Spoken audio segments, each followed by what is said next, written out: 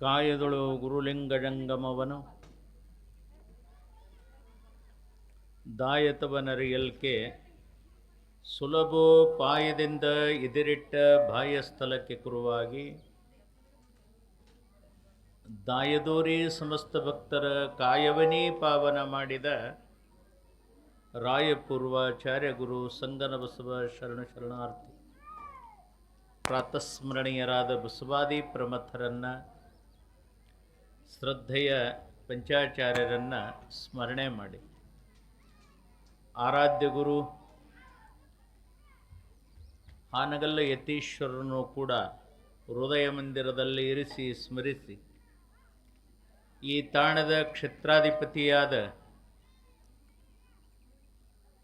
ಲಿಂಗೈಕ್ಯ ಪ್ರಭುಲಿಂಗೇಶನನ್ನು ಕೂಡ ಸ್ಮರಣೆ ಮಾಡಿ ಬಸವರಾಜ ಶಿವಯೋಗಿಯನ್ನ ಗುರುಶಾಂತಲಿಂಗ ಶಿವಯೋಗಿಯನ್ನು ಹೃದಯ ಮಂದಿರದಲ್ಲಿ ಇರಿಸಿ ಸ್ಮರಿಸಿ ಪ್ರಭುಲಿಂಗೇಶ್ವರ ಜಾತ್ರಾ ಮಹೋತ್ಸವದ ಈ ಶುಭ ಸಮಾರಂಭದಲ್ಲಿ ದರ್ಶನ ಆಶೀರ್ವಾದವನ್ನು ದಯಪಾಲಿಸಲು ಆಗಮಿಸಿರುವ ಚಡ್ಚಣದ ಯುವಯತಿಗಳಾಗಿರುವ ಮಲ್ಲಿಕಾರ್ಜುನ ಮಹಾಸ್ವಾಮಿಗಳ ಚರಣಾರವಿಂದದಲ್ಲಿ ಪ್ರಣಾಮಗಳನ್ನು ಸಲ್ಲಿಸಿ ಪರಮಪೂಜ್ಯರೂ ಆಗಿರುವ ಇಂಚಿಗೇರಿಯ ಅಪ್ಪಗಳ ಚರಣ ಸನ್ನಿಧಿಗೆ ಪ್ರಣಾಮಗಳನ್ನು ಸಲ್ಲಿಸಿ ಪರಮಪೂಜ್ಯರೂ ಆಗಿರುವ ಈ ಮಠದ ಪೀಠಾಧಿಪತಿಗಳಾಗಿರುವ ಪೂಜ್ಯ ಅಭಿನವ ಪ್ರಭುಲಿಂಗ ಮಹಾಸ್ವಾಮಿಗಳ ಚರಣಾರವಿಂದದಲ್ಲಿ ಪ್ರಣಾಮಗಳನ್ನು ಸಲ್ಲಿಸಿ ಸಂಗೀತ ಬಳಗದವರೇ, ಈ ಗ್ರಾಮದ ಮಾಜಿ ಜಿಲ್ಲಾ ಪಂಚಾಯಿತಿ ಅಧ್ಯಕ್ಷರಾಗಿರುವ ಅಣ್ಣಪ್ಪಣ್ಣ ಬಿದ್ರಕೋಟಿಯವರೇ, ಈ ಗ್ರಾಮದ ಮಾಜಿ ಗ್ರಾಮ ಪಂಚಾಯಿತಿ ಅಧ್ಯಕ್ಷರಾದ ಇಟ್ಟುಗೌಡ್ರೆ ಹಾಗೂ ಈ ಗ್ರಾಮದ ಎಲ್ಲ ಪ್ರತಿಷ್ಠಿತ ಹಿರಿಯರೇ, ಎಂ ಬಿರಾಜ್ದಾರ್ ಅವರೇ, ಈ ಕಾರ್ಯಕ್ರಮದಲ್ಲಿ ಪಾಲ್ಗೊಂಡಿರುವಂಥ ತಾಯಿಯವರೇ, ಮಕ್ಕಳೇ, ಯುವಕರೇ, ಭಕ್ತಿವಂತರೇ, ನಿಮ್ಮೆಲ್ಲರಿಗೂ ಕೂಡ ಶರಣಾರ್ಥಿಗಳು. ಹಗಲು ನಾಲ್ಕು ಜಾವ ಅಸನಕ್ಕೆ ಕುದಿಯುವರು, ಇರಳು 4 ಜಾವ ವ್ಯಸನಕ್ಕೆ ಕುದಿಯುವರು, ಅಗಸ ನೀರೊಳಗಿದ್ದು ಬಾಯಾರಿ ಸತ್ತಂತೆ ತಮ್ಮೊಳಗಿದ್ದ ಮಹಾಘನವ ನರಿಯದೆ ಇಹರಯ್ಯ ಚನ್ನಮಲ್ಲಿಕಾರ್ಜುನ. ಅಕ್ಕನ ವಾಣಿ ಭಾಳ ಸುಂದರವಾಗಿರುವಂಥ ಮಾತುಗಳನ್ನು ಅಕ್ಕ ನಮಗೆ ಹೇಳುತ್ತಾಳೆ. ಅಕ್ಕ ತನ್ನ ಸಣ್ಣ ವಯಸ್ಸಿನಲ್ಲಿ ಅನುಭವ ಅನ್ನತಕ್ಕಂಥದ್ದು ಪಡ್ಕೊಂಡಳು. ಕೇವಲ ಅಕ್ಕ ಮಾದೇವಿ ಎಷ್ಟು ವರ್ಷನಕ್ಕೆ ಇದ್ದಳು ಅಂತಂದ್ರೆ 16 ವರ್ಷದೊಳಗೆ ಆಕೆ ಮುಕ್ತಿಯನ್ನು ಪಡೆದಳು. ಅಂದರೆ ಹುಟ್ಟಿ 16 ವರ್ಷಕ್ಕೆ ತನ್ನ ಉಡತಡೆಯನ್ನು ಬಿಟ್ಟು ಶರಣರ ಮಲ್ಲಿಕಾರ್ಜುನನ ದರ್ಶನ ಪಡಿಬೇಕು, ತನ್ನ ಆತ್ಮದ ಅನುಭವವನ್ನು ಪಡ್ಕೋಬೇಕು, ತನ್ನಲ್ಲಿರುವಂಥ ಘನತೇಜಸ್ಸನ್ನು ಕಾಣಬೇಕು ಅಂತ ಆಕೆ ಮಲ್ನಾಡ ಪ್ರಾಂತದಿಂದ ಅಂದ್ರೆ ಶಿವಮೊಗ್ಗದಿಂದ ಶ್ರೀಶೈಲತನ ನಡ್ಕೊಂಡು ಪಾದಯಾತ್ರೆ ಮಾಡಿ ಮಲ್ಲಯ್ಯನನ್ನು ಪಡೆದಳು, ಮಲ್ಲಯ್ಯನನ್ನು ಸಾಕ್ಷಾತ್ಕಾರ ಮಾಡಿಕೊಂಡಳು. ಅದರ ಜೊತೆಗೆ ಹಾದಿಯಲ್ಲಿ ಬರತಕ್ಕಂಥ ಅನೇಕ ದುಃಖ ದುಮ್ಮಾನಗಳು, ಕಷ್ಟ ಕಾರ್ಪಣ್ಯಗಳನ್ನು ಹೊಡೆದೋಡಿಸಿ ಹೊಸ ಅನುಭವವನ್ನು ತನ್ನಲ್ಲಿ ತಂದುಕೊಂಡು ತನ್ನಲ್ಲಿರುವಂಥ ಜ್ಞಾನವನ್ನು ನಮ್ಮೆಲ್ಲರಿಗೆ ಹಂಚಿ ಹೋಗ್ಯಾಳ. ಅಕ್ಕ ಮಹಾದೇವಿ ಸಾಧಾರಣ 900 ವರ್ಷ, 900 ವರ್ಷದ ಹಿಂದೆ ಅಕ್ಕ ಮಹಾದೇವಿ ಆಗಿ ಹೋಗ್ಯಾಳ. ಇಂದು ಕೂಡ ನಮ್ಮ ಬಾಯಿಯೊಳಗೆ ಅಕ್ಕ ಮಹಾದೇವಿಯ ವಚನಗಳು, ಮಾತುಗಳು, ಆಕೆಯ ಹೆಸರು ನಾವು ಪ್ರಸ್ತಾಪನೆ ಮಾಡ್ತಿರ್ತೇವೆ. ಏನು ಹೇಳ್ತಾಳಕ್ಕೆ ಅಕ್ಕ ಮಹಾದೇವಿ ಅಂತ ಕೇಳಿದ್ರೆ, ಯಾಕೆ ಅಕ್ಕ ಮಹಾದೇವಿ ಇಷ್ಟು ದೊಡ್ಡಕ್ಕೆ ಆದಳು? ನಮ್ಮ ಮಕ್ಕಳು ಯಾಕಾಗಲ್ಲ? ನಾವು ಯಾಕಾಗಲ್ಲ? ಆತ್ಮಾವಲೋಕನ ಮಾಡ್ಕೋಬೇಕು. ಆತ್ಮಾವಲೋಕನ ಮಾಡಿಕೊಂಡಾಗ ಗೊತ್ತಾಗ್ತದೆ. ಹಗಲು 4 ಜಾವ ಅಸನಕ್ಕೆ ಕುದಿವರು. ಅಕ್ಕ ಮಹಾದೇವಿಗೆ ನಮಗೆ ಏನು ವ್ಯತ್ಯಾಸ ಆಗ್ತದೆ ಅಂತ ಕೇಳಿದ್ರೆ, ಹಗಲು 4 ಜಾವ ಅಂತಂದ್ರೆ ಹಗಲಿನೊಳಗೆ 12 ತಾಸು. 12 ತಾಸು ಏನು ಮಾಡ್ತೇವೋ ನಾವು ಹಗಲಿನೊಳಗೆ 12 ತಾಸು ಅಂತಂದ್ರೆ ಬರೀ ಊಟಕ್ಕಾಗಿ, ಹೊಟ್ಟೆ ತುಂಬಿಸೋಳಕ್ಕಾಗಿ ದುಡಿತೇವು, ಕಷ್ಟಪಡ್ತೇವು, ಕಾಯಕ ಮಾಡ್ತೇವೆ. ಮಾಡೋದು ಎದಕ್ಕೆ? ಹಗಲಿನೊಳಗೆ ಹೊಟ್ಟೆ ತುಂಬಿಸ್ಕೊಳ್ಳೋ ಸಲುವಾಗಿ, ಹೊಟ್ಟೆ ತುಂಬಿಸ್ಕೊಳ್ಳೋ ಸಲುವಾಗಿನೇ ದುಡಿಯೋದು. ಮತ್ತು ಯಾವ ವಿಚಾರಗಳು ಇರಂಗಿಲ್ಲ. ಬೆಳಕು ಹರಿತು ಅಂದ್ರೆ ಏನು ಮನುಷ್ಯ ಏನು ಮಾಡ್ತಾನೆ? ಊಟ ಅಂತಾನೆ. ಹೊಟ್ಟಿಗೆ ಬೇಕು, ರೊಟ್ಟಿ ಬೇಕು, ಹಿಟ್ಟು ಬೇಕು ಹೊಟ್ಟಿಗೆ. ಬರೀ ಹೊಟ್ಟಿಗಾಗಿ ದುಡಿತಾನೆ 12 ತಾಸು ಮನುಷ್ಯ. ಅಲ್ಲಿ ಭಗವಂತನನ್ನು ನಾಮಸ್ಮರಣೆ ಮಾಡಬೇಕು ಅನ್ನುವ ಮನೋಭಾವ ಬರಂಗಿಲ್ಲ ಅಂತ ಹೇಳ್ತಾಳೆ ಅಕ್ಕ ಮಹಾದೇವಿ. ಹಗಲು 4 ಜಾವ ಅಸನಕ್ಕೆ ಕುದಿವರು, ಇರಳು 4 ಜಾವ ವ್ಯಸನಕ್ಕೆ ಕುದಿವರು. ರಾತ್ರಿ 24 ತಾಸು, ರಾತ್ರಿ 12 ತಾಸು ತನ್ನ ಆಸೆ ಆಕಾಂಕ್ಷೆಗಳಿಗಾಗಿ ಮನುಷ್ಯ ರಾತ್ರಿ ದುಡಿತನ. ಮತ್ತು ಅದನ್ನು ಮನುಷ್ಯನೊಳಗೆ ಏನೇನೋ ಭಾವನೆಗಳನ್ನು ತಂದುಕೊಂಡು ಅದರೊಳಗೆ ಜೀವನವನ್ನು ಕಳೀತಾನೆ. ಇದು ಹಗಲು ಮತ್ತು ರಾತ್ರಿ ಈ 24 ತಾಸು ಅವಧಿಯೊಳಗೆ ಒಮ್ಮೆಯಾದರೂ ಭಗವಂತನನ್ನು ನೆನೆಸಬೇಕು ಅನ್ನುವಂಥ ಭಾವ ಮನುಷ್ಯನಲ್ಲಿ ಬರಂಗೇ ಇಲ್ಲ, ಈ ಜೀವಿಯಲ್ಲಿ ಬರಂಗೇ ಇಲ್ಲ.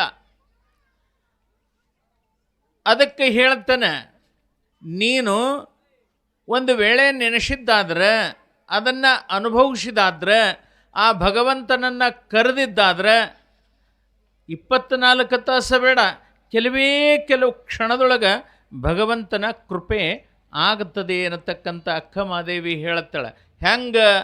ಅಗಸ ನೀರೊಳಗೆದ್ದು ಬಾಯಾರಿ ಸತ್ತಂತೆ. ನಮ್ಮ ಪರಿಸ್ಥಿತಿ ಏನಾಗಿರ್ತದೆ ಅಂತ ಕೇಳಿದ್ರೆ, ಅಸನ ವ್ಯಸನಗಳಿಗೆ ಬೆನ್ನತ್ತಿರ್ತೀವಿ. ಅಸನ ವ್ಯಸನಗಳಿಗೆ, ನಿದ್ರಾ, ಮೈಥುನ ಇವಕ್ಕೆಲ್ಲ ರಾತ್ರಿ ಬೆನ್ನತ್ತಿದ್ರೆ ಹಗಲ ಊಟ, ನೀರಡಿಕೆ, ಹಸಿವು, ತೃಷಿಗಳಿಗೆ ಬೆನ್ನು ಹತ್ತಿ ಏನಾಗಿರ್ತೀವಿ? ನಾವು ಭಗವಂತನನ್ನು ಕಾಣಂಗಿಲ್ಲ ಅಂತ. ಹ್ಯಾಂಗೆ ಅಗಸಿನವ ಬಟ್ಟೆ ತೊಳಿತಕ್ಕಂಥವ ನೀರೊಳಗಿದ್ದು ಬಟ್ಟೆ ತೊಳಿತಾನ, ಆದ್ರೆ ಬಟ್ಟೆ ಸ್ವಚ್ಛ ಮಾಡ್ಲಿಕ್ಕೆ ನೀರು ಯೂಸ್ ಆಗ್ತವೆ, ಕುಡಿಲಿಕ್ಕೆ ನೀರು ಯೂಸ್ ಆಗಂಗಿಲ್ಲ. ಅವು ಕುಡಿಲಿಕ್ಕೆ ನೀರಿಲ್ಲ ಅಂತ ತಿಳ್ಕೊಂಡು ಅವ ಏನು ಮಾಡ್ತಾನೆ? ಅಗಸ ನೀರೊಳಗಿದ್ದು ಬಾಯಾರಿಸ, ನೀರೊಳಗೆ ಅದನ, ಆದರೂ ಅವನಿಗೆ ಕುಡಿಲಿಕ್ಕೆ ನೀರ ಇಲ್ಲ ಅನ್ನುವ ಹಾಗೆ ನಿನ್ನಲ್ಲಿ ಮಲಿನತೆ ತುಂಬಿಕೊಂಡದ. ಮನುಷ್ಯನಲ್ಲಿ ಮಲಿನತೆ ತುಂಬಿಕೊಂಡದ. ನಾನು, ನನ್ನವರು, ತಂದು ಎಲ್ಲ ನನಗಾಗಬೇಕು, ಎಲ್ಲ ನನಗೆ ಇರಬೇಕು, ಊರವರೆಲ್ಲ ಯಾರೂ ನಮ್ಮ ಸಮೀಪ ಇರಬೇಕು, ಊರಾಗ ನಾನೇ ದೊಡ್ಡವಾಗಬೇಕು, ಅಧಿಕಾರದೊಳಗೆ ನಾನೇ ದೊಡ್ಡವಾಗಬೇಕು, 4 ಮಂದಿಯೊಳಗೆ ನಾನೇ ದೊಡ್ಡವಾಗಬೇಕು. ಇದು ಮನುಷ್ಯನ ಪ್ರವೃತ್ತಿ. ನಾನು ದೊಡ್ಡವಾಗ್ತೀನಿ ಅಂತ ಅಂದ್ರೆ ದೊಡ್ಡವಾಗಂಗಿಲ್ಲ. ನಾನು ದೊಡ್ಡವಾಗ್ತೀನಿ ಅಂದ್ರೆ ದೊಡ್ಡವಾಗಂಗಿಲ್ಲ. ದೊಡ್ಡವರು ನಾವಾಗಬಾರದು. ದೊಡ್ಡವರು ಸಮಾಜವನ್ನು ಮಾಡಬೇಕು. ಸಮಾಜ ನಮಗೆ ದೊಡ್ಡವರಾಗಬೇಕಾದ್ರೆ ನಾವು ಏನು ಮಾಡಬೇಕು? ನಿಸ್ಪೂರತೆಯಿಂದ ಯಾವುದೋ ಆಸೆ ಇಟ್ಟುಕೊಳ್ಳಾರ್ದಂಗೆ ನಾವು ಸೇವಾ ಮಾಡಿದೆವಂದ್ರೆ ನಾವು ದೊಡ್ಡವರಾಗ್ತೇವೆ. ಬಸವಣ್ಣ ಹೇಳ್ತಾನೆ ನೋಡ್ರಿ, ಎನಗಿಂತ ಕಿರಿಯರಿಲ್ಲ, ಶಿವಭಕ್ತರಿಗಿಂತ ಹಿರಿಯರಿಲ್ಲ. ನಿಮ್ಮ ಪಾದ ಸಾಕ್ಷಿ, ನಿಮ್ಮ ಮನಸ್ಸಾಕ್ಷಿ. ನಾವು ಎಲ್ಲಿ ತನಕ ಸಣ್ಣವರಾಗಲ್ಲೋ ಅಲ್ಲಿ ತನಕ ನಾವು ದೊಡ್ಡವರಾಗಲ್ಲ. ನಾವು ದೊಡ್ಡವರಾಗಬೇಕಾದ್ರೆ ಮೊದಲು ಸಣ್ಣವರಾಗಬೇಕು. ನಾವು ಸಣ್ಣವರಾದೇವಂದ್ರೆ ದೊಡ್ಡವರು ಸಮಾಜ ಮಾಡ್ತು. ಆ ನಿಟ್ಟಿನೊಳಗೆ ಮನುಷ್ಯ ಏನೆಲ್ಲ ಅಪೇಕ್ಷೆ ಮಾಡ್ತಾನೆ, ಏನು ಕೊಟ್ಟರು ಅಲ್ಲ ಅನ್ನಂಗಿಲ್ಲ. ಬೇಕಾದಷ್ಟು ಕೊಟ್ರಿ. ಮನುಷ್ಯನ ಬದುಕು ಎಷ್ಟು? ಕೇವಲ 100 ವರ್ಷ. ಈ 100 ವರ್ಷದ ಅವಧಿಯೊಳಗೆ ಯಾವಾಗ ಹೋಗ್ತಾನೋ ಗೊತ್ತಿಲ್ಲ. ಆದರೂ 100 ವರ್ಷ. 100 ವರ್ಷದೊಳಗೆ 10 ವರ್ಷಕ್ಕೆ ಹೋಗಬಹುದು, 20 ವರ್ಷಕ್ಕೆ ಹೋಗಬಹುದು, 30ಕ್ಕೆ ಹೋಗಬಹುದು. ಯಾವಾಗ ಹೋಗ್ತಾನೋ ಗೊತ್ತಿಲ್ಲ. ಆದರೂ ಕೂಡ ಕೆಲಸ ಮಾಡಬೇಕಾದ್ರೆ, ಕಾಯಕ ಮಾಡಬೇಕಾದ್ರೆ ನಾನು 100 ವರ್ಷ ಇರ್ತೀನಿ ಅಂತ ದುಡಿಬೇಕಂತ. 100 ವರ್ಷ ಇರ್ತೀನಿ ಅಂತ ದುಡಿಬೇಕಂತ. ಆದರೆ ದಾನ ಧರ್ಮ ಪುಣ್ಯ ಪರೋಪಕಾರವನ್ನು ಮಾಡಬೇಕಾಗಿತ್ತು ಅಂದ್ರೆ ನಾನು ಈಗ ಸಹಿತನೋ ಇನ್ನೊಂದು ಗಳಿಗೆಗೆ ಸಹಿತನೋ ಗೊತ್ತಿಲ್ಲ, ಈ ಅವಕಾಶ ಸಿಕ್ಕಾದ ನನ್ನ ಸೇವೆ ಮಾಡಬೇಕು ಅನ್ನುವಂಥ ಭಾವವನ್ನು ವ್ಯಕ್ತ ಮಾಡಿಕೊಂಡು ಸೇವಾ ಮಾಡಬೇಕಂತ. ಈ ರೀತಿಯಲ್ಲಿ ನಾವು ಬದುಕಿದ್ದಾದ್ರೆ ಭಗವಂತ ಯಾವ ಕಾಲಕ್ಕೂ ಕೂಡ ನಮಗೆ ಕೊರತೆ ಮಾಡೋಂಗಿಲ್ಲ. ಇದು ನಿಮಗೆ ಚೆನ್ನಾಗಿ ತಿಳಿದಿರಲಿ. ಅನ್ನಿಸ್ತದೆ ಏನಂತಂದರೆ, ನಮಗೇನೂ ಇಲ್ಲ, ನಾವು ಬಡವರಿದ್ದೆವು, ನಮ್ಗೆ ಭಗವಂತ ಕಷ್ಟ ಕೊಟ್ಟಾನ, ತ್ರಾಸು ಕೊಟ್ಟಾನ, ನಮಗೆಲ್ಲ ಪರಿಸ್ಥಿತಿ ಸರಿ ಇಲ್ಲ ಅಂತ. ನಿಮಗೊಂದೇ ಒಂದು ಮಾತುಗಳನ್ನು ಹೇಳ್ತೀನಿ. ನಾವು ವೇದಿಕೆ ಮೇಲೆ ಕೂತ್ಕೊಂಡು ಯಾರೂ ಬಡವರಲ್ಲ, ಇದನ್ನು ಧ್ಯಾನದೊಳಗೆ ಇಟ್ಕೊಳ್ರಿ. ಯಾರೂ ಬಡವರಲ್ಲ. ಹೃದಯ ಶ್ರೀಮಂತಿಕೆ ಇರಬೇಕು. ನಾವು ಬಡತನ ಬರೋಂಗಿಲ್ಲ. ಬಡತನ ಏನಾದರೂ ಬರ್ತದಂದ್ರೆ ನಾವು ಮಾಡಿದ ಕರ್ಮ, ಯಾವ ಜನ್ಮದ ಕರ್ಮದು, ಜನ್ಮ ಜನ್ಮಾಂತರವಾಗಿ ಹತ್ಕೊಂಡು ಬರ್ತದದು. ಒಂದಿದ್ದೇ ಅಲ್ಲ, ಈಗಿಂದೇ ಅಲ್ಲ. ನಮ್ಮ ಅನೇಕ ವಿಚಾರಗಳು ಬರ್ತಾವೆ. ಅವನ್ನೆಲ್ಲ ಕತೆ ಹೇಳ್ಕೊತ ಹೋದ್ರೆ ಹೋಗ್ಬಿಡ್ತದೆ ಮುಂದಕ್ಕೆ. ಆದರೆ ಇಷ್ಟೇ ಜನ್ಮ ಜನ್ಮಾಂತರದ ಏನು ಕರ್ಮಗಳಿರ್ತಾವ, ಆ ಕರ್ಮದ ಫಲವನ್ನು ನಾವು ಈ ಜನ್ಮದಾಗ ಅನುಭವಿಸ್ತಿರ್ತೀವಿ. ಅದಕ್ಕೆ ಒಂದೇ ಅಪೇಕ್ಷೆ ಮಾಡೋದು, ಭಗವಂತ ಎಲ್ಲರಿಗೂ ಒಳ್ಳೆಯದು ಮಾಡು, ನನಗೂ ಒಳ್ಳೆಯದು ಮಾಡು ಅಂತ ಬೇಡುವುದಷ್ಟೇ. ಯಾವಾಗ ಈ ಮಾತನ್ನು ಅಂದ್ರಿ ಅಂದರೆ ಭಗವಂತ ಯಾವ ಕಾಲಕ್ಕೂ ನಮಗೆ ಅನ್ಯಾಯ ಮಾಡೋಂಗಿಲ್ಲ. ಸುಮ್ಮನೆ ವಿಚಾರ ಮಾಡಿರಿ. ನೀವು ಮಕ್ಕಳು ಮದುವೆ ಮಾಡ್ತಿರ್ತೀರಿ. ಮಕ್ಕಳು ಮದುವೆ ಮಾಡೋ ಕಾಲಕ್ಕೆ ಕೈಯೊಳಗೆ ರೊಕ್ಕಿಲ್ಲ, ಯಾರೋ ಕೊಡ್ತೀನಿ ಎಂದಿದ್ರು, ಕೊಡಲಿಲ್ಲ. ಆವಾಗ ದುಃಖ ಆಗ್ತದೆ, ತ್ರಾಸಾಗ್ತದೆ. ಆ ಸಂದರ್ಭದೊಳಗೆ ಅವ್ರನ್ನೂ ಬೈತೀರಿ. ಯಾವ ಕೊಡ್ತೀನಿ ಎಂದಿರ್ತಾನಲ್ಲ ಅವನ್ನೂ ಬೈದಿರ್ತೀರಿ. ಆಮೇಲೆ ಭಗವಂತನನ್ನೂ ಬೈತೀರಿ. ನಮ್ಮನ್ನು ಯಾಕೆ ಹುಟ್ಟಿಸ್ದ, ಎದರ ಸಲುವಾಗಿ ಹುಟ್ಟಿಸ್ದ, ಅವ ದೇವ್ರ ಅಂಥವದನ, ಇಂಥವದನ, ಹಂಗದನ, ಹಿಂಗದನ ಅಂತ ಬೈತಿರ್ತೀವಲ್ಲ. ಅಲ್ಲಿ ನಿಮ್ಮಲ್ಲಿ ಬೈಯಲ್ ಬಿಡ್ರಿ. ನೀವು ನಮ್ಮ ಕಡೆ ಬೈತಿರ್ತಾರೆ. ಆ ಬೈಯುವಂಥ ವಿಚಾರ ಸುಮ್ಮನೆ ಸ್ವಲ್ಪ ನಾವು ಅವಲೋಕನೆ ಮಾಡ್ಕೊತೀವಿ. ನಮ್ಮ ಕೆಲಸ ಆಗಿಲ್ಲ ಅಂತ ಬೈದಿರ್ತೀವಿ. ಆದರೆ ಭಗವಂತ ಏನು ಮಾಡ್ತಾನೋ ಗೊತ್ತಾನೋ, ದೇವರ ಇಲ್ಲ ಅಂತ ತಿಳ್ಕೊಂಡಾಗ ದೇವರ ಗೆಳೆಯರ ರೂಪದಾಗ ಬರ್ತಾನೆ, ದೇವರ ವ್ಯಕ್ತಿ ರೂಪದಾಗ ಬರ್ತಾನೆ, ದೇವರ ಬೀಗರು ರೂಪದೊಳಗೆ ಬರ್ತಾನೆ. ದೇವರು ಸಹಾಯ ಮಾಡೋಕ್ಕೆ ಯಾವುದೋ ರೂಪದೊಳಗೆ ಬಂದು, ಯಾಕ್ರಿ ಹಿಂಗೆ ಕುಂತೀರಿ ಅಂತಂದಾಗ ಹಿಂಗಾಗೈತಿ, ಆಯ್ತು ಬಿಡ್ರಿ ನಾನು ಕೊಡ್ತೀನಿ ಅಂತ ಹೇಳಿ ನಿಮಗೆ ಬಂದಿರತಕ್ಕಂಥ ದುಃಖವನ್ನು ದೂರ ಮಾಡಿ ಆ ಕೆಲಸವನ್ನು ದೂರ ಮಾಡ್ತಾನಲ್ಲ, ಆ ಕೆಲಸವನ್ನು ಸಾಗಿಸಿಕೊಡ್ತಾನಲ್ಲ ಅಂದ್ರೆ ದೇವ್ರು ಇಲ್ಲ ಅಂತ ಯಾಕೆ ನಾವು ಅನ್ಕೋಬೇಕು? ದವಾಖಾನಿಗೆ ಹೋಗಿರ್ತೀವಿ. ದವಾಖಾನಿಗೆ ಹೋದಾಗ ರೊಕ್ಕ ಇರಂಗಿಲ್ಲ. ಹೆಂಗೆ ಮಾಡೋದು? ಬಿಟ್ರೆ ಪೇಷಂಟ್ ಸೈತದ, ಹೆಂಗೆ ಮಾಡಬೇಕು ಅಂತ ವಿಚಾರ ಮಾಡಿದಾಗ ಯಾರೋ ನಮಗೂ ಗೊತ್ತಿರಲಾರ್ದವರು ಎಲ್ಲೋ ದೂರಿನ ವ್ಯಕ್ತಿಗಳು ಬಂದು ನಮಗೆ ಹೇಳಂತಾರೆ, ಯಾಕ್ರಿ ಇಲ್ಲಿದ್ರಿ ಅಂತ. ಎಂದೋ ಒಮ್ಮೆ ನೋಡಿರ್ತಾರೆ ಅವರು. ಹಿಂಗ್ರಿ ಹಿಂಗಾಗ್ಯದ್ರಿ, ಹಿಂಗಾಗ್ಯದ. ಹೌದ್ರಿ, ಎಲ್ಲ ನಿಮಗೆ ಚಲೋ ಅದಾಗಿಲ್ಲ, ಏನಾರು ಕಂಬಿದ್ರಿ ಹೇಳ್ರಿ, ಸಾಯಿಸಕ್ಕಾರ ಬೇಕಾದ್ರೆ ಹೇಳ್ರಿ ಅಂತ. ಹಾಗಾದ್ರೆ ಅವ ದೇವರಲ್ಲೇನು ನಿಮ್ಮ ಪಾಲಿಗೆ? ದೇವರ ಎಲ್ಲರ ಪಾಲಿಗಿರ್ತಾನೆ. ಸಮಾಧಾನ, ತಾಳ್ಮೆ ಇದು ನಮಗೆ ಬೇಕು. ಈ ಸಮಾಧಾನ, ತಾಳ್ಮೆ ಅನ್ನತಕ್ಕಂಥದ್ದು ನಾವು ಪಡ್ಕೋಬೇಕಾಗಿತ್ತು ಅಂದ್ರೆ ಮಹಾತ್ಮರು, ಶರಣರು, ಸಂತರು, ಯೋಗಿಗಳ ಹತ್ರ ಆಶೀರ್ವಾದ ಪಡಿಬೇಕು. ಈ ಆಶೀರ್ವಾದ ಅನ್ನತಕ್ಕಂಥದ್ದು ಕಣ್ಣಿಗೆ ಕಾಣಲ್ಲ, ಕೆಲಸ ಮಾಡುತ್ತದೆ. ಇದು ನಾನು ಕಂಡುಂಡ ಅನೇಕ ವಿಚಾರಗಳದಾವ. ನಮ್ಮ ಹತ್ರ ಎಷ್ಟೋ ಜನ ಬರ್ತಾರೆ, ಏನೇನೋ ಕುಂದುಕೊರತೆಗಳನ್ನೇ ಹೇಳ್ತಾರೆ. ಆದರೂ ಆ ಕುಂದುಕೊರತೆಗಳನ್ನು, ಕಷ್ಟಗಳನ್ನು ಅದನ್ನೆಲ್ಲ ದೂರ ಮಾಡ್ತಾನೆ ಭಗವಂತ. ಯಾವ ರೂಪದಾಗ ದೂರ ಮಾಡ್ತಾನೋ, ಯಾವ ರೂಪದಾಗ ನಮಗೆ ಆಶೀರ್ವಾದ ಮಾಡ್ತಾನೋ ಗೊತ್ತಿಲ್ಲ. ಅದಕ್ಕೆ ಹೇಳ್ತಾರೆ ನೋಡ್ರಿ, ಮಠದ ಮುಂದೆ ಹಾಯಬೇಕು, ಪೊಲೀಸ್ ಸ್ಟೇಷನ್ ಹಿಂದೆ ಹಾಯಬೇಕು. ಮಠದ ಹಿಂದೆ ಹಾಯಬಾರ್ದು, ಪೊಲೀಸ್ ಸ್ಟೇಷನ್ ಮುಂದೆ ಹಾಯಬಾರ್ದು. ಪೊಲೀಸ್ ಸ್ಟೇಷನ್ ಮುಂದೆ ಮ್ಯಾಗ ನೀವು ಒಮ್ಮೆಬಿಟ್ಟು 2 ಸಾರಿ ಹಾಯ್ದ್ರಿ ಅಂದ್ರೆ ಪೊಲೀಸ್ ಕೇಳ್ತಾನೆ, ಏಯ್ ಬಾಯ್ಲಿ, ಯಾರನೇ?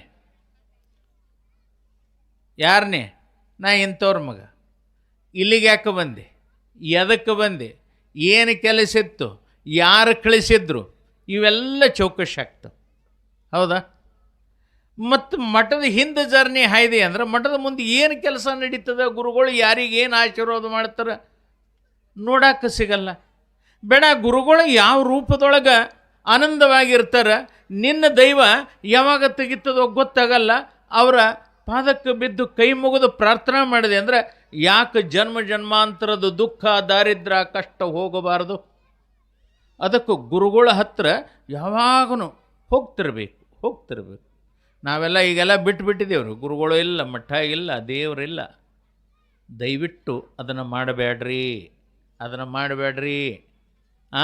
ಎಲ್ಲಿ ತನ ನಿಮಗೆ ದೈವಭಕ್ತಿ ಇರ್ತದೆ, ಗುರುವಿನ ಆಶೀರ್ವಾದ ಇರ್ತದೆ, ಗುರುವಿನ ಅಂತಃಕರಣ ಇರ್ತದೆ, ಅಲ್ಲಿವರೆಗೆ ನೀವು ಸುಖದಿಂದಿರ್ತೀರಿ. ಯಾವಾಗ ಇದು ಕಡಿಮೆ ಆತು ಅಂತಂದ್ರೆ ಯಾರೂ ಹಿಡಿಯಲ್ಲ. ಹಿಡಿತಕ್ಕಂಥವನೇ ಭಗವಂತ. ಅವ ಯಾರು ಅಂದ್ರೆ ಗುರು ಒಬ್ಬನೇ. ಕಷ್ಟದೊಳಗೆ ನಿಮಗೆ ಸಹಾಯ ಮಾಡತಕ್ಕಂಥವನೇ ಅವನೇ. ನಿಮ್ಮ ಕಷ್ಟಕ್ಕೆ, ನಿಮ್ಮ ತ್ರಾಸಿಗೆ ನೋವು ಪಟ್ಟುಕೊಂಡು, ಸಂಕಟ ಪಟ್ಟುಕೊಂಡು ಏನಾದರೂ ತನ್ನ ಕೈಲೇ ಆಗಿ ಆಶೀರ್ವಾದ ಮಾಡತಕ್ಕಂಥವನೇ ಗುರು. ಅಂತ ಗುರುವಿನ ಆಶೀರ್ವಾದ ಪಡ್ಕೊಂಡು ಎಲ್ಲನೂ ನಮ್ಮ ಮನೆಯಾಗ ಏನೂ ಇಲ್ಲ, ಗುರುಗಳೇ ದುಡ್ಡು ತಂದು ಕೊಡ್ರಿ ಅಂತಂದ್ರೆ ಅಲ್ಲ. ಗುರುವಿನ ಆಶೀರ್ವಾದ ಪಡ್ಕೊಂಡು ನೀವು ಕಾಯಕ ಮಾಡಿದ್ರಿ ಅಂದ್ರೆ 100 ರೂಪಾಯಿ ಬೆಳೀತಿದ್ರಿ ಅಂದ್ರೆ 200 ರೂಪಾಯಿ ಲಾಭ ಆಗ್ತದೆ. 1000 ರೂಪಾಯಿ ಬೆಳೀತಿದ್ರಿ ಅಂದ್ರೆ 10,000 ರೂಪಾಯಿ ಲಾಭ ಆಗ್ತದೆ. ಹಿಂಗೆ ಗುರುಗಳ ಆಶೀರ್ವಾದ ಆಗ್ತದೆ. ಆ ನಿಟ್ಟಿನೊಳಗೆ ಈ ಅಗರ ಕೇಳಿದ ಸದ್ಭಕ್ತರು ಭಾಳ ಒಳ್ಳೆಯವರು. ನೀವೆಲ್ಲ ನಮ್ಮ ಮೊನ್ನೆ ನಡೀತಕ್ಕಂತೆ ಈಗ 3 ತಿಂಗಳ ಹಿಂದೆ ಭಾಳ ದೊಡ್ಡ ಪ್ರಮಾಣದೊಳಗೆ ನಮ್ಮ ಷಷ್ಠಬ್ದಿ ಸಮಾರಂಭ ಮಾಡಿದ್ರಿ. ಆ ಕಾಲದೊಳಗೆ ನಾವೆಲ್ಲ ಕೆಲವರೆಲ್ಲ ಹಿರಿಯರು, ನಮ್ಮ ಮುತ್ತೇಗೌಡ ಆಗಲಿ, ನಮ್ಮ ವಿಟ್ಟುಗೌಡ ಆಗಲಿ, ನಮ್ಮ ಅಣ್ಣಪ್ಪ ಸೌಕರ್ ಆಗಲಿ, ನಮ್ಮ ಹವಳಗಿ ಗುರು ಆಗಲಿ, ನಮ್ಮ ಇನ್ನು ಹೆಸರು ಹೇಳಿಲ್ಲ ತಪ್ಪು ತಿಳ್ಕೊಬೇಡ್ರಿ, ಹೆಸರು ಬರಲ್ಲ ಗಬಗಪ್ಪ. ನಮ್ಮ ಸದ್ಭಕ್ತರು ಭಾಳಷ್ಟು ಜನ ಇಲ್ಲೆಲ್ಲ ಕರ್ಕೊಂಡು ಬಂದು ತಮ್ಮ ಮನೆಗೆಲ್ಲ ಕರ್ಕೊಂಡು ಹೋಗಿ ಗುರುಗಳ ಪಾದಪೂಜೆ ಮಾಡಿಕೊಂಡು ನಿಮ್ಮ ಕೈಲಿ ಆದಷ್ಟು ಭಾಳಷ್ಟು ಅಷ್ಟೆಲ್ಲ ಶಕ್ತಿ ಮೀರಿ ನಮಗೆ ಸಹಾಯ ಸಹಕಾರ ಈ ಅಗರ ಕೇಡದವರು ಸಲ್ಲಿಸಿರಿ. ಭಕ್ತಿ ಅಂತಂದ್ರೆ ಅಗರ ಕೇಡ ಅಂತ ಅನ್ಬೋದು. ನೀವು ಮಾಡ್ತೀರಿ, ಮಾಡುವಂಥ ಹುಮ್ಮಸ್ಸೂ ಅದ.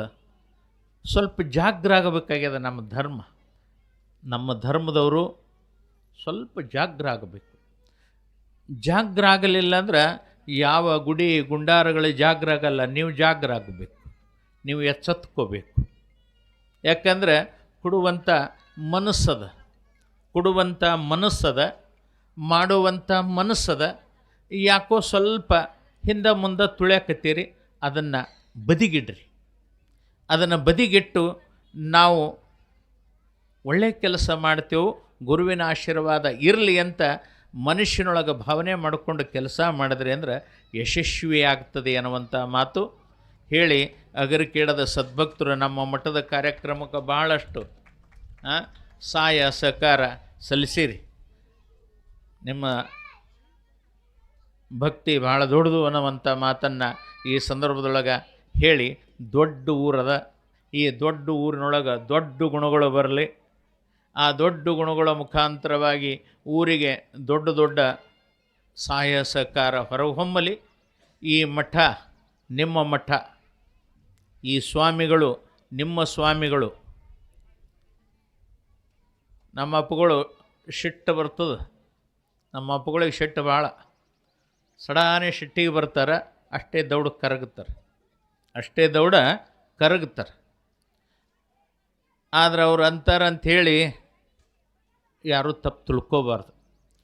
ಯಾಕಂದ್ರೆ ಗುರುವಿನ ಕರ್ತವ್ಯ ಏನು ಅಂತಂದ್ರೆ, ಎಲ್ಲಿ ತಪ್ಪು ನಡೀತದೆ ಸಿಟ್ಟು ಮಾಡಬೇಕಾಗ್ತದೆ, ಎಲ್ಲಿ ತಪ್ಪು ನಡೀತದೆ ಅಲ್ಲಿ ಸಿಟ್ಟು ಮಾಡಬೇಕು, ಮತ್ತು ಅವ್ರನ್ನ ತಿದ್ದಿ ಬುದ್ಧಿ ಹೇಳಿ ಮತ್ತೆ ಧರ್ಮದ ಮಾರ್ಗಕ್ಕೆ ಹಚ್ಚುವಂಥದ್ದು. ಪೂಜ್ಯರು ಸಣ್ಣವರಿದ್ದರೂ ಕೂಡ ಭಾಳಷ್ಟು ನಿಮ್ಮ ಊರಿನ ಮೇಲೆ ನಿಮ್ಮ ಮೇಲೆ ಭಾಳ ಅಂತಃಕರಣ ಅವ್ರದ್ದದ. ಅವರಿಗೆ ಸ್ಕೋಪ್ ಕೊಡ್ರಿ, ಅಂದರೆ ಬೆಂಬಲ ಕೊಡ್ರಿ. ಅವ್ರಿಗೊಂದಿಷ್ಟು ಬೆಂಬಲ ಕೊಟ್ಟರೆ ಇವು ಉತ್ಸಾಹಿ ಸ್ವಾಮಿಗಳು. ನಾನು ನಿಮಗೆ ಇನ್ನೊಂದು ಮಾತು ಹೇಳ್ತೀನಿ, ಈಗ ನಾ ಏನಾರ ಕೆಲಸ ಮಾಡ್ಬೇಕಂದ್ರೆ ನನಗಾಗಲ್ಲ, ಆತತ್ ನಡ್ರಿ ಅಂದ್ರೆ ನಾವು ತೇಗ ಬರ್ತದೆ. ಈಗ ಭಾಳಷ್ಟು ನಡೆದೇವಂದ್ರೆ ನಮಗೂ ತೇಗ ಬರ್ತದೆ. ಯಾಕಂದ್ರೆ ಅದು ಗುಣಧರ್ಮ, ವಯಸ್ಸಿನ ಗುಣಧರ್ಮ. ಏನಾದರೂ ಮಾಡಬೇಕಂದ್ರೆ ತಡ್ಕೊಳ್ಳೋ ಶಕ್ತಿ ಇರಂಗಿಲ್ಲ ತಾರಪ್ಪ, ತಡ್ಕೊಳ್ಳೋ ಶಕ್ತಿ ಇರಲ್ಲ. ಅದಕ್ಕೆ ಯುವಕರಿಗೆ ನೀವು ಬೆಂಬಲ ಕೊಟ್ರಿ ಅಂದ್ರೆ, ಯುವ ಸ್ವಾಮಿಗಳಿಗೆ ಬೆಂಬಲ ಕೊಟ್ರಿ ಅಂದ್ರೆ ಯುವ ಸ್ವಾಮಿಗಳಿಂದ ಕೆಲಸ ತೋರಿ.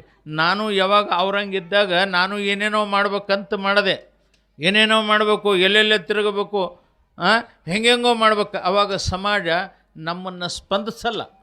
ಯಾವಾಗ ನಮಗೆ ಬೇಡ ಅಂತ ನಾವು ಸಮಾಜ ದೂರ ಸರಿಸ್ತೇವೆ, ಆವಾಗ ಸಮಾಜ ಏನು ಮಾಡ್ತದೆ, ನೀವು ಬೇಕ್ರಿ ಅಂತ ಬೆನ್ನು ಹತ್ತದ. ಆವಾಗ ಬೆನ್ನು ಹತ್ತದಾಗ ಅಲ್ಲಿ ಏನಾಗ್ತದೆ, ನಾವು ಏನಾದರೂ ಕೆಲಸ ಮಾಡ್ಬೇಕಂದ್ರೆ ನಮಗೆ ತಾಕತ್ತಿರಂಗಿಲ್ಲ, ಉತ್ಸಾಹ ಇರಂಗಿಲ್ಲ. ಅದಕ್ಕೆ ಈಗೆಲ್ಲ ಕೂತಿರ್ತಕ್ಕಂಥ ವೇದಿಕೆ ಮ್ಯಾಗ ಕೂತವರೆಲ್ಲ ಯೋಗ ಉತ್ಸಾಹಿ ಸ್ವಾಮಿಗಳು, ಇವರೆಲ್ಲ ಇವರಿಗೆ ಸ್ಕೋಪ್ ಕೊಡಬೇಕು.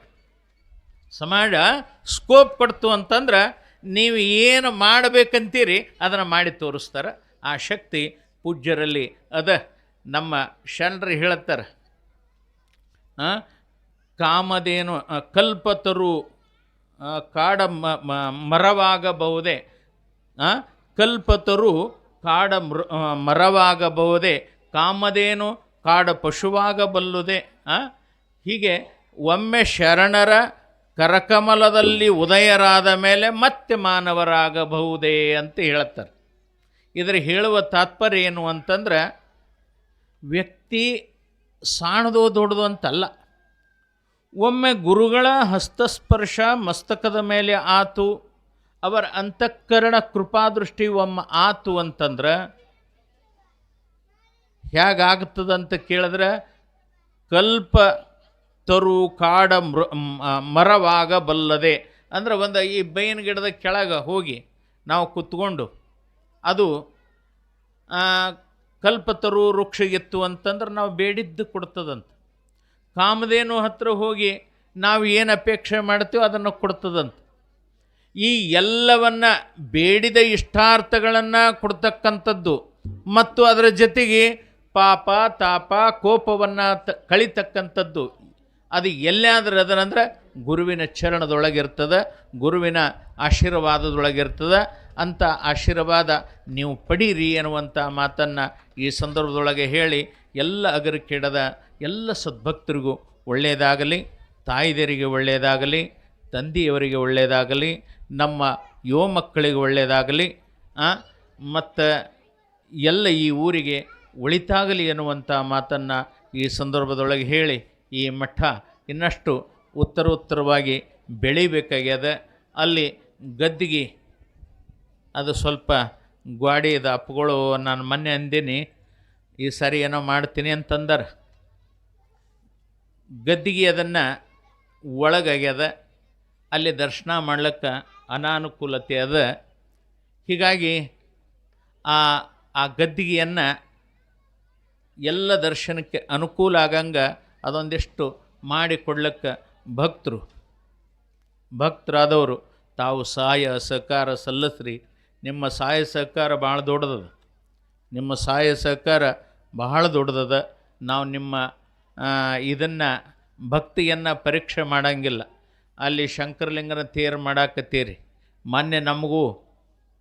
ಮೊನ್ನೆ ಕೇಡಿಗೆ ಮಠದ ಕಾರ್ಯಕ್ರಮಗೂ ಕೂಡ ತಮ್ಮ ತನು ಮನಧನ ಸಲ್ಲಿಸಿರಿ. ಮತ್ತು ಅಲ್ಲಿ ಕೆಳಗೆ ಹಳೆಯ ಶಂಕರಲಿಂಗನ ಗುಡಿನೂ ಕೂಡ ಅದನ್ನು ಜೀರ್ಣೋದ್ಧಾರ ಮಾಡಿರಿ. ಮತ್ತು ಅಲ್ಪ ಸ್ವಲ್ಪ ಊರೊಳಗೆ ಸಣ್ಣ ಪುಟ್ಟ ಕೆಲಸಗಳನ್ನು ಕೂಡ ತಾವೆಲ್ಲ ಮಾಡ್ಕೊತ ಬಂದಿರಿ. ತಾವು ಮಾಡ್ತೀರಿ ಅನ್ನುವಂಥ ಭರವಸೆನೂ ಕೂಡ ನಮಗದೇ. ಅದು ಸುಂದರವಾಗಿ ಒಂದಿಷ್ಟು ಭಕ್ತರಿಗೆ ದರ್ಶನ ಮಾಡಲಿಕ್ಕೆ ಗದ್ಗೆ ದರ್ಶನ. ಯಾಕಂದ್ರೆ ಒಂದು ಗದ್ಗೆಯೊಳಗೆ ಶಕ್ತಿ 2000 ವರ್ಷ ಇರ್ತದಂತೆ, 2000 ವರ್ಷ. ಅದಕ್ಕೆ ಅಂಥ ಗದ್ಗೆಯ ಅಂತಃಕರಣದ ಆಶೀರ್ವಾದ ನಿಮ್ಮ ಮೇಲೆ ಬೀಳಲಿಕ್ಕೆ ಅದು ಮುಕ್ತವಾಗಲಿ ಎನ್ನುವಂಥ ಮಾತನ್ನು ಈ ಸಂದರ್ಭದೊಳಗೆ ತಾವು ಆ ಕೆಲಸಕ್ಕೆ ಮುಂದಾಗ್ರಿ. ನಮಗೂ ಏನಾರೇ ನೀವು ಹೇಳಿದ್ರೂ ಕೂಡ ನಾನು ಒಂದಿಷ್ಟು ಕೆಲಸಕ್ಕೆ ಬಾ ಅಂದ್ರೂ ನಾನು ಬರ್ತೀನಿ ಅನ್ನುವಂಥ ಮಾತನ್ನು ಈ ಸಂದರ್ಭದೊಳಗೆ ಹೇಳಿ, ಸುಮ್ಮನೆ ಅಲ್ಪ ಸ್ವಲ್ಪ ಭಾಳ ಕೊಡಬೇಡ್ರಿ, ಸ್ವಲ್ಪ ಕೊಡ್ರಿ. ಸ್ವಲ್ಪ ಕೊಟ್ಟರೂ ಕೂಡ ನಮ್ಮ ಕೆಲಸ ಆಗ್ತದೆ. ಅದಕ್ಕೆ ಆ ನಿಟ್ಟಿನೊಳಗೆ ತಾವೆಲ್ಲ ಭಕ್ತಿವಂತರು, ಅಗರು ಕೇಳಿದ ಸದ್ಭಕ್ತರು, ಭಾಳ ಭಕ್ತಿವಂತರು, ಭಾಳ ದೊಡ್ಡ ಇಲ್ಲೆಲ್ಲ ಹಿಂದೆ 15 ವರ್ಷದ ಹಿಂದೆ ಇದೆಲ್ಲ ಎಲ್ಲಿ ನೋಡ್ತಿರೆಲ್ಲ ಜನನೇ ಕಾಣ್ತಿತ್ತು. ಆ ಕಾಲದೊಳಗೆ ಸಾಧಾರಣ 15-16 ಲಕ್ಷ ರೂಪಾಯಿ ಪಟ್ಟಿ ಮಾಡಿ ಭಾಳ ದೊಡ್ಡ ಪ್ರಮಾಣದೊಳಗೆ ಕಾರ್ಯಕ್ರಮ ಮಾಡಿದ್ರಿ. ಈಗ ಶಂಕರಲಿಂಗನ ತೇರನ್ನು ಮಾಡಾಕತ್ತೀರಿ. ಅಲ್ಲಿ ಆ ಹಳಿ ಶಂಕರಲಿಂಗನ ಗುಡಿನೂ ಅದನ್ನು ಭಾಳ ಸುಂದರವಾಗಿ ನಮ್ಮ ಗೌಡ್ರ ಮುಂದೆ ಮಾಡಿಕೊಂಡು ಒಂದಿಷ್ಟು ಮಂದೆಲ್ಲ ಭಾಳ ಚಲೋ ಕೆಲಸ ಮಾಡ್ಯಾರ. ಈಗ ಇದನ್ನೂ ಕೂಡ ಒಂದಿಷ್ಟು ಮುಂದಾಗಿ ಅದನ್ನು ಕೆಲಸ ಮಾಡುವಂಥದ್ದು ಆಗಲಿ ಅನ್ನುವಂಥ ಮಾತನ್ನು ಈ ಸಂದರ್ಭದೊಳಗೆ ಹೇಳಿ, ನಾನು ಆ ಕಾರ್ಯಕ್ರಮಕ್ಕೆ ಗದ್ಗೆ ಓಪನ್ ಮಾಡ್ಲಿಕ್ಕೆ ನಂದು ಕೂಡ 2001 ರೂಪಾಯಿ ನಾನು ದೇಣಿಗೆಯಾಗಿ ಕೊಡ್ತೀನಿ, ನೀವು ಕೊಡ್ರಿ.